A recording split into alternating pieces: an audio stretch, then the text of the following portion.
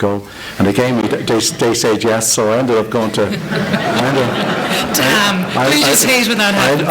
I ended up going to Afghanistan, and which was life changing because one, it was one of the poorest countries in the world. Second of all, it was a kind of a totally different environment. It's a Muslim country. Thirdly, it was run by a communist regime, and the majority of the people were anti that regime, and there was continuous uprisings. So I saw people being killed. I saw school girls being killed because they rubbed lipstick up to these Russian militia, or they were communist militia, and they were saying that they were the women of the Russians. And what I learned emphatically that it definitely was a coward. I was very brave until then, until I heard gunfire and I saw people being killed. And then second of all is that I said that freedom is something that you can't put any price on. What we have in freedom is and democracy. It's when you don't have it and you see people that don't have it, then you understand. But at the same time, you've got to recognise and respect people the way they want to live and how they want to be governed and how they want to be ruled. And I had a very enjoyable time there. It was a great experience. I was there before the Russians invaded. I was there after the Russians invaded, and it certainly had a huge impact on my life. And still a country torn apart. And always will. Yeah. Is it true that the Tash was born there? Well, it was Tash because at that stage I had now I have no hair and grey hair, but at that stage I had blonde hair and or fair hair. And what happened was that I was walking along the street, and some of the people used to spit at me, and they thought I was Russians. So I was staying in this hotel, and I asked the owner of the hotel, I said, how can I avoid this? He said, I had a grow beard and a moustache, so I grew a beard, and the beard got a bit itchy, so I shaved off the beard, and that was 30 odd years ago. So none of my kids have ever seen me with a moustache, so that's What about this Kaiser tag that's attached to you? Kaiser, that was Smurf one time, Michael Smurf one time. He in some speech he was giving, he called me the Kaiser, and it kind of stuck. And it stuck. Do people say it to your face? No, they call worse things to my face. Can you remember the first big deal that you did? The one that you thought, if this goes wrong, I'm finished. The first big deal that I did, I think that I've taken a lot of risks along the way. I think if you take the first big, what I said to you, the day I left the bank, a secure job was the biggest risk I took, because that was something I'd not really when I had done for a job, I'd really have a complete fallback. Did you not like working for somebody else? No, I said to myself, it was a time that I had ideas.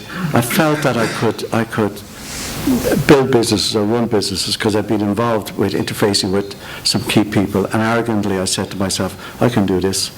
And instead of thinking about it, then I said I'd put it into practice. So I think the first big risk was leaving. Then I think setting up NCB was a risk. Setting up the money broking, into stock broking, pre-established businesses. Not a Dublin 4 person with a North Side accent doesn't really work well in the stockbroking community. But we got there. We had a great bunch of people, very talented. I did two things. If there was a term of reference I had about building businesses, one was people, quality people. Look for a good team, cross section of talent, and also technology. And you're huge on that now. That's it. Well, I've been big in technology for 20, 25, 26, 27 years. That, according to what I've read about your thinking now, is where our future lies. Would you agree? I think the global future lies in technology. I think, we have in Ireland, our personality, what we're famous for is producing, playwrights and authors.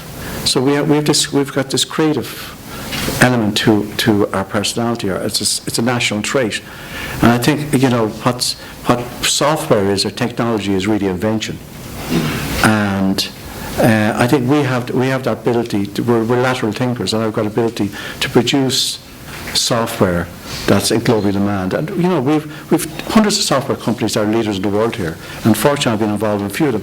And it's the proudest thing that you walk into a bank and it has, it's using software by 10 Irish companies. And these are global banks around the world, and same with companies. So we have succeeded in this area, and we should continue to reinvest in that area. And if you talk to any multinational, any chief executive of any multinational, they will tell you that the workforce in Ireland is better and more competitive than anybody else. Now, it's not competitive as far as assembly jobs, but as far as creativity. That's why Dell will create their creative elements here. That's why Intel have the creative elements here.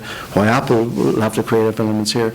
And so many companies. And that's what we should just recognise and build on that. Okay, I'm going to ask you about leadership and then a couple of quick-fire questions, and then we'll get some from the audience. I know people are under pressure for time, but we did start a little bit late. Do you consider yourself a good leader?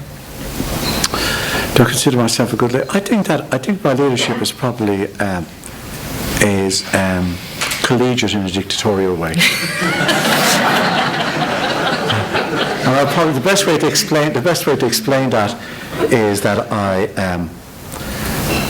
have an opinion, and if I believe in the opinion, and if somebody doesn't change my mind, I will wear my colleagues out until they agree with me. Are there any leaders, whether they're political or in business, that you would admire? Anybody who you've looked at and said that person has inspired their team and that's why they have achieved? I think there's a lot of leaders in business. You've talked to undoubtedly the greatest investment person that I know of, unfortunately have met, has been Warren Buffett. So he's outstanding in his field and what he's done. Bill Gates and the business that he created and the work he's done, and both Bill Gates and Warren Buffett, how they're translating their wealth for the greater good of mankind is brilliant. I'm great admirers of what Tony O'Reilly, Tony Ryan, Michael Smurfit have done. What currently that Michael Leary's doing with Ryanair. I'm admirers of lots of people that are running businesses that people know, not household names. So there's a lot here, and I thought again, speaking openly, I thought the job of leadership. I don't think he was a great leader in 81, 82 of Charlie High, but I thought the leadership between 87 and 91 was outstanding, and it was a national approach that he took towards things, which helped the recovery process. And Charlie was a great person. For me, he did me a great favour. I had a concept of IFSC, and he believed in it, and he acted upon it, and so therefore I'm indebted to his vote of confidence. And for many people, he personifies corruption. For you, from what you've said, he personifies a hero almost. Well, I said earlier on, you can only pass judgment when you've got knowledge of something. And in the years that I knew Charlie High, and I've said this many times, I came from a Fine Gael background, not a Fianna Fáil background. Charlie never asked me to do anything that was corrupt, and never looked for something from me that was in the interest of favours or anything else. It was purely, everything I saw him was a national interest. And that's my experience of him. So I can't condemn Charlie. And I saw a lot of things, I should probably say the only thing that Charlie High ever asked me, I probably can say this now, to do a favour, the only corrupt thing he ever asked me to do was to go out and have dinner with Terry Keane one time. Just you. It was for dinner for two one time. She wanted to have. She changed from the Sunday Press to the Sunday Independent, and she wanted somebody to interview, and the person that she was going to interview, Charlie did not want to be interviewed. So she said, "Get me somebody." So he was controlling the press then. He was controlling Terry Keane. He was controlling the media. The Sunday Times rich list, how accurate is that? Down 11%, they said. €1.6 billion you're worth yesterday. If I was only down 11%, I'd be delighted.